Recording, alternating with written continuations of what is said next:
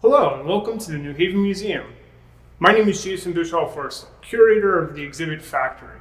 Factory tells the post-industrial underground history of the New Haven Clock Company.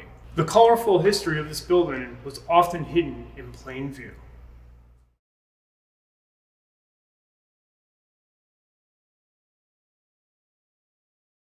In 1953, with the election of Mayor Richard C. Lee, New Haven launched an extensive urban renewal program that lasted for decades.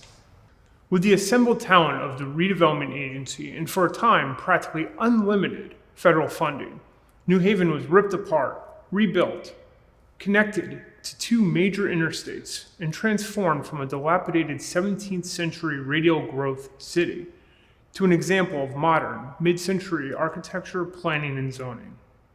Each phase of urban renewal was highlighted as a specific project. By the time City Hall began to develop the Wooster Square project in the late 1950s, criticism was already mounting. In place of vibrant, immigrant tenement communities deemed by the redevelopment agency to be slums, were new concrete highways. So how did the clock factory survive the wrecking ball? After World War II, the New Haven Clock and Watch Company was no longer the largest employer in the city. Taken over by Swiss investors, the company faltered and was grossly mismanaged as it attempted to switch back from wartime to commercial production. The GI Bill, post-war economics, and transportation infrastructure were changing the domestic industrial landscape.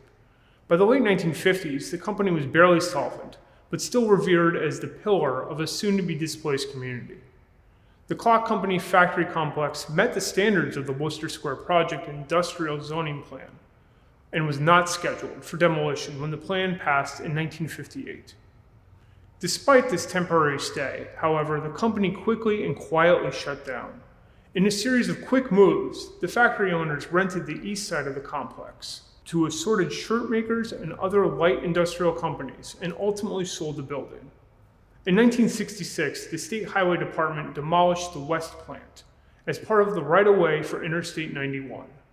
By 1970, the immediate neighborhood had been leveled and replaced with light industrial warehouses and vast parking lots. The Caseworks building was now known as the Hamilton Street Industrial Center. The remainder of the clock factory complex was disconnected from downtown, the community, and its own past.